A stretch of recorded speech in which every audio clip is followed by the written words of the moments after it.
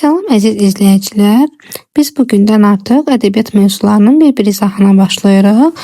Bu tip videoların çox gəlməsini istəyirsinizsə kanala abunə olmağı və eyni zamanda videoları bəyənməyi unutmayın. Qədim dövr Azərbaycan ədəbiyyatı ən qədim zamanlardan 11-ci əsrə qədərki dönəmi əhatə edir və daha doğrusu deyək ki 12-ci əsrə qədərki dönəmi. Çünki qədim dövrün içərisində həm də intibah dövrü var ki, o da 11-12-ci əsrləri əhatə edir. Ümumiyyətlə ən qədim zamanlardan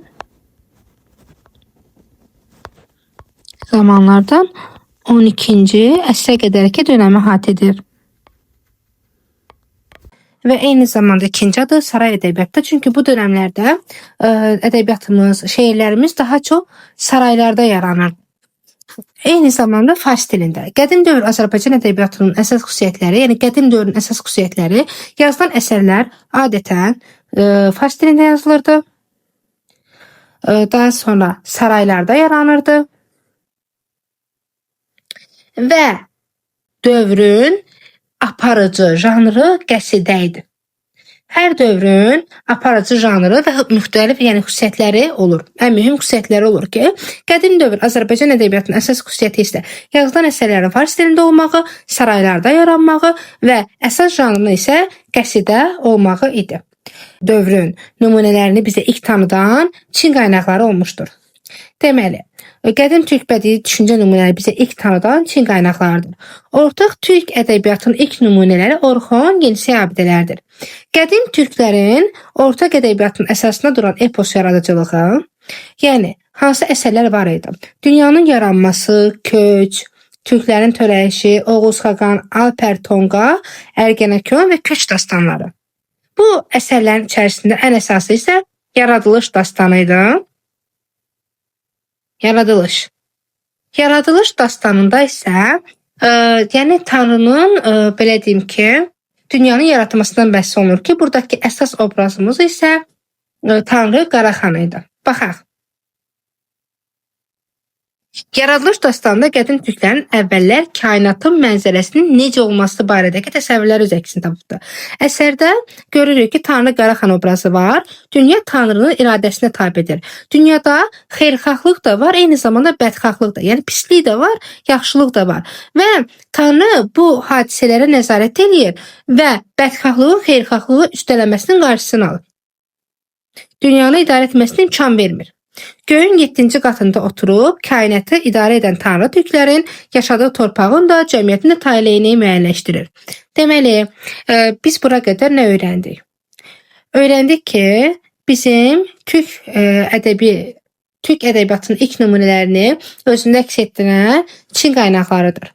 Əsərlərimiz fars dilində yazılırdı və eyni zamanda 11-ci 12-ci əsrlər saray ədəbiyyatının intibah dövrü hesab olunurdu. Yəni intibah nə deməkdir? Çiçəklənmə dövrü, aparıcı janrımız qəsidə idi və bu dövrün bir sıra dastanları var idi ki, epos yaradıcılığına məxsus olan törəyiş, yəni türklərin törəyişi, dünyanın yaranması, Alper Tonqa, köç, Oğuz Xaqan, yəni bu kimi dastanlarımız. Bunların içərisində də yaradılış dastanı var ki, yaradılış dastanında isə kainatın mənzərəsinin necə olması barədə türklərin təsəvvürləri öz əksini tapır. Obrazımız Tanrı Qaraxandır. Tanrı Qaraxanın göyün 7-ci qatında oturaraq dünyaya nəzarət etməsindən bəhs olunur və bədxahlığın xeyirxahlığı üstələməsinin qarşısı alınır. Daha sonra isə Avesta əsəri haqqında qısa belə deyim ki, məlumat verilmişdir ki, Avesta biz bilirik ki, atəşpərəstlik dininin kitabıdır və yaradıcısı isə Zərdüşt peyğəmbər olmuşdur. Əsərin özəyi sayılan, bədii təfəkkürün məhsulu olan qatlar vardır ki, qatlar Avestanın əsas hissəsidir. Burada ilk insanın yaranması, insan və təbiət arasındakı mübarizə, insan həyatının müxtəlif məqamları, müharibədə qələbə və məğlubiyyətin doğurduğu hisslər öz əksini tapmışdı. Deməli, Avesta'da hansı məsələlər öz əksini tapıbdı? Dünyanın yaranması, ilk insanın yaranması, İnsan və təbiət arasındakı mübarizə, insan həyatının müxtəlif çalarları, məqamları, müharibədə qələbə və məğlubiyyətin olmağı və onun yaratdığı hisslər əks olunmuşdur. Əsərdə xeyir Allah'a, ən çox bu hissədə çaşdırırlar. Xeyir Allah'ı ahurəməzdadır. Bəzən isə verilir ki, xeyir Allah'ı əhrimən, şər Allah'ı ahurəməzda. Bunların yeri bəzən qarışıq verilə bilər. Deməli, xeyir Allah'ı ahurəməzda hörmüz və şər Allah'ı əhrimənin mübarizəsindən söz açılır. Və onların mübarizəsi işığın, qaranlığın, xeyrin şər üzərindəki qələbə ilə nəticələnir. Avestada insanlar humanizmə, xeyirxah əməllərə, bədxahlığın yox olmasına, həyatda bolluğun əsası hesab edilən əkinçiliyə, maldarlığa çağırılırdı. Hətta belə deyim ki, atəşpərəstliyin bir sıra adətləri bizim bu günümüzə qədər gəlib çatmışdı. Məsəl üçün, belə deyim ki, od qalamaq, ocaq qalamaq, üstünə tullanmaq və s. bu kimi adətlərimiz bu günlərdə öz əksini tapmaqdadır. Yadda saxlayaq ki, ümumiyyətlə qədim dövrdə bütün əsərlərimiz fars dilində yazılırdı. Lakin Kitab-ı Dədə Qorqud qədim dövr Azərbaycan ədəbiyyatına mənsub olsa belə, bizim ilk ana dilli abidəmiz hesab olunur. İlk mükəmməl ədəbi hadisə olan Kitab-ı Dədə Qorqud ana dilində yazılmışdır. Yəni soruşulsa ki, qədim dövrdə ana dildə yazılan bir belə deyim ki, yaradıcılıq nümunəsi var. Biz buna Kitab-ı Dədə Qorqudu misal göstərəcəyik. Daha sonra doğma vətəndə yaşayaraq ərəb dilində yazıb yaradan bir sıra türk sənətkarları olmuşdur ki, Cəfər İbn Məhəmməd Marağayi, Bərəkəvi Zəncani, Əli Abdullah Mürğəçi. Ərəb ölkələrində yaşayan ərəb dilində yazıb yaradan sənətkarlar Musa, İsmail və eyni zamanda Abbas.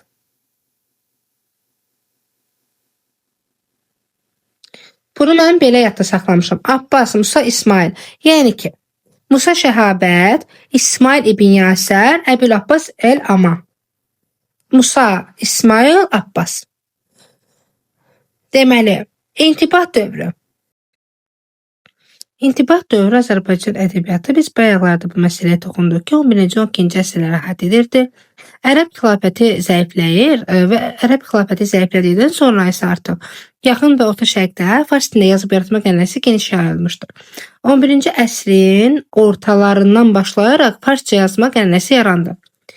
Yəni bu dövrlərdə Eynəl-Güzad Miyanəçi, Şahabəddin Sührəverdi, Əbülhəsən Bəhmənyar kimi alimlər elm aləminə qiymətli töhfələr vermişdir. Ki, əsərlərini farsça yazsa belə təbliğ etdikləri ideya baxımından Türk-Azərbaycan dünya görüşünü, mənəviyyatını əks etdirilmişdir.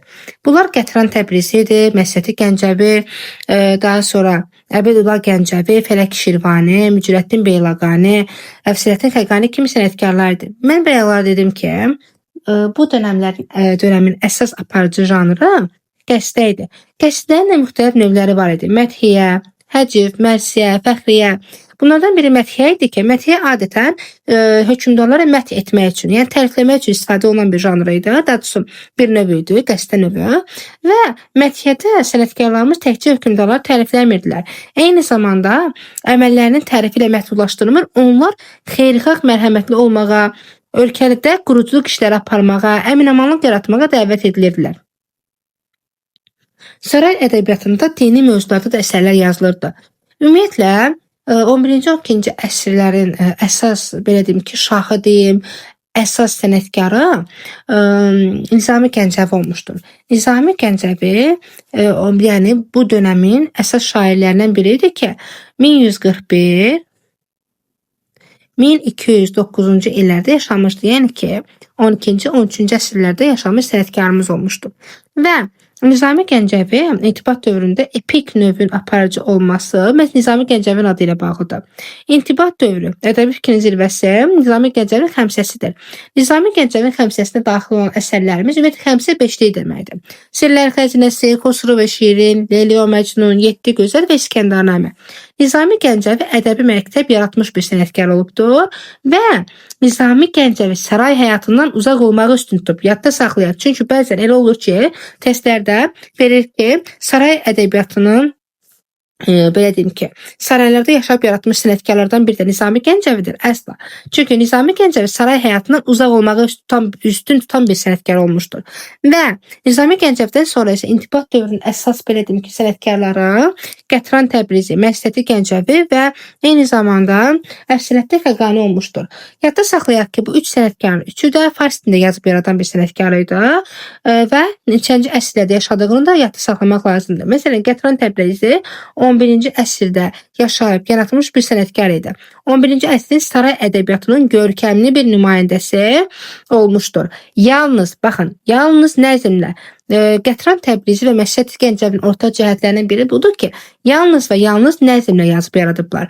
Yəni Xəqani Şirvani həm nəzmlə, həm də nəsr əsəri yazmışdısa, Qətran Təbrizi isə yalnız nəzmlə yazan bir sənətkar idi və yalnız lirik növdə. Yalnız fars dilində yazmışdı. Fars dilində tam şəkildə bizə gəlib çatmış bir divanın müəllifidir. İlk divan müəllifidir. Və onun lüğəti var idi ki, Ət-Təfasir adında da bir lüğəti var idi. 1042-ci ildə baş vermiş Təbriz zəlzələsinə aid 2 mənzumənin müəllifidir. Lirik şeirlərində dövrün hökmdarlarına həsr edilmiş mədhiyyələri, vətən sevgisi, insanın taleyi, təbiət gözəllikləri bəhs olunun bir sıra əsərləri olmuşdur. Həm də hətta o saraydan da narazılıq mövzusunda əsərlər yazmışdı. Saraydan narazılıq mövzusunda yazdığı əsərlərə görə o, eyni zamanda Əfsələddin Xəqaniyə bənzəyir. Çünki Əfsələddin Xəqaninin də müəyyən dərəcədə saraydan narazılığı var idi. Deməli, yadda saxlayaq. Qətran Təbrizi 11-ci əsrdə yazıb yaratmış sənətkar idi. Yalnız nəzmlə yazmışdı. Yalnız lirik növdə yazmışdı. 11-ci əsrdə yaşamışdı. Fars dilində yazmışdı. Onun Təbriz zəlzələsinə aid 2 mənzuməsi var idi. Və ilk divan müəllifidir. Ət-Təfasir adlanan ilk lüğətin müəllifidir. Daha sonra gəldi biz deməli Məsləti Gəncəviyə. Məsləti Gəncəvi isə Qətran Təbrizdən fərqli olaraq 12-ci əsrdə yazıb yaratmış bir sənətkar olmuşdur. 12-ci əsrin birinci yarısında yalnız nəzmlə yazıb ki, verilisi də eyni gedir. Yalnız lirik növdə yazmış, yalnız fars dilində və rübai ustadı kimi tanınmışdır. Ən çox rübai ustadı kimi tanınan sənətkarımız Məsləti Gəncəvidir. Qətran Təbrizi də müəyyən dərəcədə rübailərin müəllifi olmuşdur, amma ən çox rübaisinə görə məşhur olan Məsləti Gəncəvidir. Yaradıcılıqda əsas yeri məhəbbət lirikası tutur. Peşə sahiblərindən bəhs edən rübailəri əməkçi insanlara bəslədiyi hörmət və verdiyi dəyərin göstəricisidir. Rübailərində İnsan və onun həyatı, taleyi, sevinci, kədəri, humanizm və səmimi hisslər, dərin fəlsəfi fikirlər öz poetik əksini tapmışdır. Daha sonrası gəlir Xəqani Şirvaniyə. Deməli, biz deyə görək, Xəqani Şirvani də 12-ci əsrdə yazıb yaradan sənətkardır. Məsləti Gəncəvi və Qətran Təbrizdən fərqli olaraq o həm nəzmlə, həm də ki nəsrlə yazıb yaradıbdır. Yalnız fars dilində yazıbdır. Həm lirik, həm də epik növdə əsərlər yazmış. Ədəbiyyatımızda ilk poema müəllifidir. Ədəbiyyatımızda ilk poema müəllifi kim olmuşdur? Əfsələddin Xəqani. İlk süjet xətti olmayan poema müəllifidir. İlk süjet xətti olan poemamız isə Nizami Gəncəvi tərəfindən yaradılıbdır.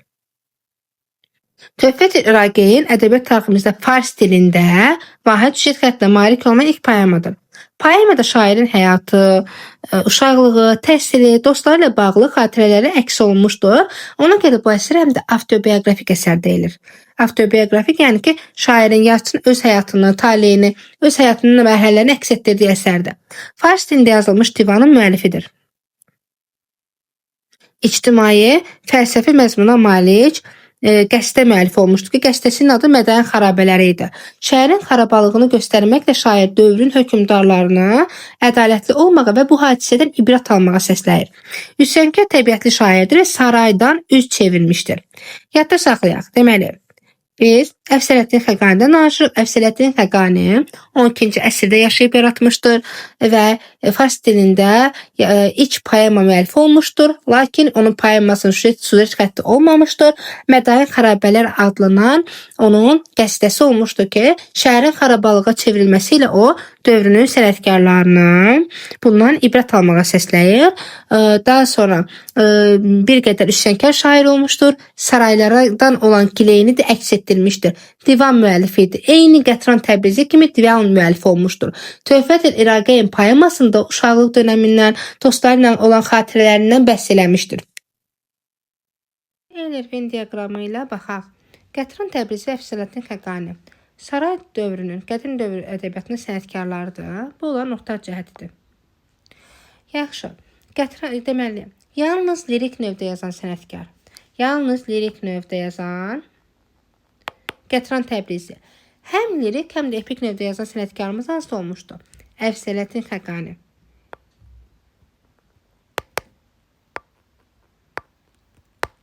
İlk divan müəllifi olmuşdur Qətran Təbrizi.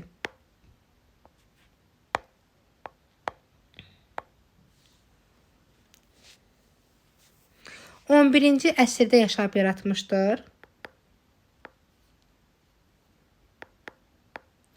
Qətran Təbrizi. 12-ci əsrdə yaşayıb yaradan sənətkar Əfsələddin Xəqani. Divan müəllifidir. İlk divan demirəm. Divan müəllifi olan sənətkar. Hər ikisi. Təbrizdə baş verən zəlzələ ilə bağlı əsəri olan müəllif Qətran Təbrizi. Mənzumə.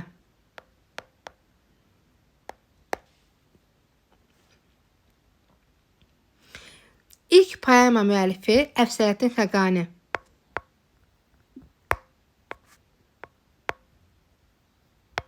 Və Əfsələddin Xəqaninin yazdığı poema sujetsiz poemaydı. Yəni sujet xətti olmayan və fars dilində yazılmış poemaydı.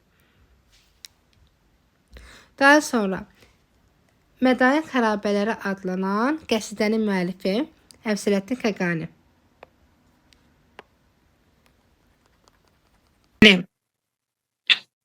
Qətran Təbrizi və Məsədi Gəncəvi. Qətran Təbrizi 11-ci əsrdə yaşayıb yaratmışdır. Qətran Təbrizi. Deməli, yalnız lirik növdə yazıbdı. Hər ikisi.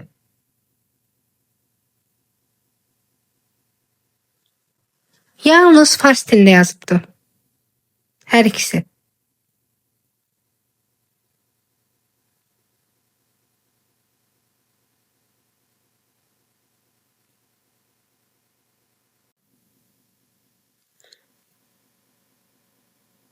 Yalnız nəzmlə yazıbdı. Hər ikisi.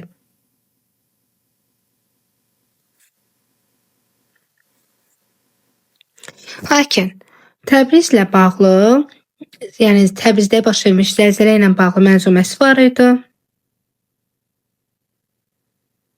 Qətran Təbrizi ən çox rübaisi ilə məşhurlaşmışdı. Məsədi Gəncəvi. Fars dilində yazılmış divan müəllifidir. Qətran Təbrizi. Daha sonra Ət-Təfasir adlanan lüğət müəllifidir. Qətran Təbrizi. İndi isə testlərə baxaq. Testlər vasitəsilə daha yaxşı yadda saxlamaq mümkündür. Avesta ilə bağlı verilmiş fikirlərdən biri səhvdir. Avesta bilirik ki, Zərdüşt Peyğəmbər tərəfindən yaradılan dini kitabdır. Dini. Və Zərdüşt isə Peyğəmbər idi. Dini baxışları əks etdirən məşhur bir abidədir. Avestanın əsas özəyi isə qatlardır, düzdür və bədii təfəkkürü məhsuludur. Zərdüşt qüdrətli bir şah olmuşdur. Avesta da sırf bədii əsərdir. Avesta bədii əsər deyil. Avesta dini bir kitabdır. Necə ki, İslamı təmsil edir Quran, həmin dönəmdə də atəşpərəstliyi Avesta kitabı təmsil edirdi. Yəni dini kitabdır. Və Zərdüşt isə qüdrətli bir şah yox. O Peyğəmbər idi. Cavabımız C-dir. Əsərdə xeyirlə şərin mübarizəsindən böyük sənətkarlıqla söz açılır. Bu düzdür. Əsərdə insanlar humanizmə, xeyirxah amillərə çağırılır. Bu da düzgün bir ifadədir. Əfsələddin Xəqani və Qətran Təbrizi üçün ortaq ola biləcək fikirlər. Biz buna az öncə Venn diaqramı ilə toxunmuşduq. Əfsələddin Xəqani və Qətran Təbrizi hər ikisi saray ədəbiyyatının nümayəndələrdir. Hər ikisi fars dilində yazılmışdır. Hər ikisi divan müəllifidir. İndi baxaq. Hər ikisi 12-ci əsrdə yazmışdır, fikri səhvdir. Çünki Qətran Təbrizi 11-ci əsrdə yaşayıb yaratmış sənətkarımızdır. Hər ikisi əsərlərini lirik və epik növdə yazmışdır. Qətran Təbrizi yalnız və yalnız lirik növdə yazıbdır. Əfsiləddin Xəqani də lirik və epik növdə yazan. Hər iki sənətkar poema müəllifidir.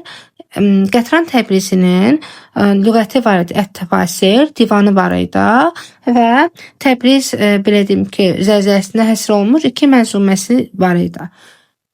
Və eyni zamanda rübailər yazmışdı. Onun poeması yoxdur. Yəni epik növdə yazdığı bir əsər yoxdur. Həm Xəqani Şirvani, həm də Qətran Təbrizi Təbrizdə saraylarda yaşamışdır. Yox, hər iki şairin divanında saraydan narazılığı əks etdirən lirik şeirlər var. Bəli, hər ikisinin divanı var və saraydan da narazılığı əks etdirən lirik şeirlər müəllifidir. Qətran Təbrizi haqqında sizə fikri seçin. Ədəbiyyatımızdakı ilk divanın müəllifidir, düzdür. Əsərlərini yalnız lirik növdə yazmışdır, düzdür. İrsi divanından Ət-Təfasir adlı fars dil lüğətindən ibarətdir. Əsərlərində dövrün hökmdarlarını mədh edən şair saraylardan narazı qaldığını əks etdirən şeirlər yazmaya fikri səhvdir. İstər Əfsiləddin Xəqani olsun, istər də Qətran Təbrizi olsun, hər ikisinin həmin dönəm üçün narazılıq motivli əsərləri olmuşdur. Təbrizdə baş vermiş zəlzələ haqqında 2 mənzumə yazmışdır, bəli. Həmin dönəmlərdə baş vermiş zəlzələ haqqında 2 mənzumə yazmışdır. Cavabımız D. Deməli, yadda saxlayaq. Qətran Təbrizi də, Əfsiləddin Xəqani də saraylardan gileylənən əsərlər yazmışdır. Qətran Təbrizi və Məsud Gəncəvi üçün ortaq sayıla biləcək fikirlər. Hər ikisi 12-ci əsrdə yaşamışdır. Fikir səhvdir. Məsud Gəncəvi 12-ci əsrdə yazmışdır. Qətran Təbrizi isə 11-ci əsrdə yaşamışdır. Bir getdi, birləri çıxırıq. Hər ikisi əsərlərin lirik növdə yazıb, bəli. Lirik və epik növdə yazıb yaradan sənətkarımız Əfsiləddin Xəqanidir. Hər ikisi əsərlərini fars dilində yazmışdır, bəli. Hər ikisi intibah dövrü Azərbaycan nümayəndəsidir, bəli. 2, 3, 4. Hər ikisinin həyatında Təbriz şəhəri mühüm rol oynamışdır. Məsud Gəncəvi Gəncə şəhərində yaşamışdır, Təbriz şəhərində yaşamamışdır. Cavabımız B variantı. Biri intibah dövrü Azərbaycan ədəbiyyatına aid deyil. İlk məhəbbət mənsubu poemanın yaranması, bəli, bu dönəmdə yazıb yaratmışdılar. Məsəl üçün, eyni zamanda da Nizami Gəncəvinin Leyli və Məcnun əsəri buna misal göstərə bilərik. İlk sujetli poemanın yaranması da Nizami Gəncəvinin adı ilə bağlıdır. İlk divanın yazılması Qətran Təbrizinin adı ilə bağlıdır. Yəni qədim dövrü sənətkarıdır. Qadın azadlığı mövzusunda da ilk əsər Nizami Gəncəvi ilə bağlıdır. Həm əruz, həm də heca vəznində əsərlərin yaranması isə artıq bu yeni dövr Azərbaycan ədəbiyyatına aiddir. Yeni dövrün 1-ci mərhələsinə aiddir. Cavabımız Y-dir. Çünki həm əruz, həm də heca vəznində yazıb yaratmaq qədim dövrə aid deyil. Biri Əfsiləddin Xəqaninin şərq ədəbiyyatını məşhurlaşdıran nümunələr deyil. Mədayan xərabələri qəstəsi, bəli, ictimai fəlsəfi məzmunlu şeir müəllifidir, divanı var, Töhfətül Raiqin poeması var. Bunlar onu məşhurlaşdırıb. Amma Əfsiləddin Xəqaninin rübailəri olmamışdır. Rübai yazıb yazan qadın sənətkarlarımız Qətran Təbrizi və Məsud Gəncəvi idi. Daha sonra